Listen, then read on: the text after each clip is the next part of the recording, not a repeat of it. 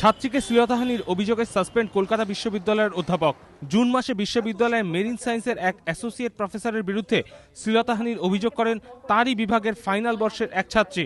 ওই অধ্যাপক মাসের পর মাস তাকে শ্লীলতাহানি করেছেন বলে অভিযোগ ওই ছাত্রীর। অভিযোগ যায় আচার্য তথা রাজ্যপালের কাছে। রাজভবন থেকে অভিযোগপত্র আসে বিশ্ববিদ্যালয়। এই প্রেক্ষিতে বিশ্ববিদ্যালয় কর্তৃপক্ষ তদন্ত প্রক্রিয়া শুরু করে। বিশ্ববিদ্যালয় কর্তৃপক্ষ জানিয়েছে তদন্তে দোষী প্রমাণিত হয়েছেন ওই অধ্যাপক। অভিযোগকারিণী ছাত্রীটি প্রতিক্রিয়া জানিয়েছেন তিনি বিশ্ববিদ্যালয়ের আচার্য ও উপাচার্যের কাছে কৃতজ্ঞ। এটা শুনে এখন তো অনেকটাই রিলিফ লাগছে নিজেকে, কিন্তু এরপরে কি হবে সেটা আমি এখনো জানি না। আমি আপনাদের থেকে শুনলাম ফার্স্ট, কিন্তু আমি ভীষণ কৃতজ্ঞ। এটা শুনে অনেকটা আমি এখন আমার ট্রেস আউট করে বেরোতে পেরেছি আর কি।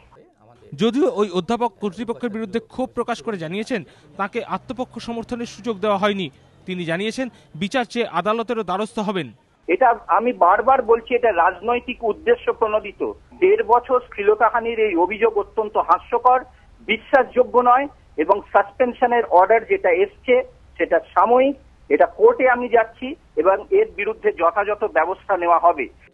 সমুদ্র বিজ্ঞান বিভাগের ওই অভিযুক্ত অধ্যাপকের বাড়িতে আজ বিশ্ববিদ্যালয়ের তরফে চিঠি পাঠানো হয়েছে। চিঠির প্রাপ্তি স্বীকার করেছেন ওই অধ্যাপক। কৃষ্ণেন্দু অধিকারী, এবিপি আনন্দ, কলকাতা।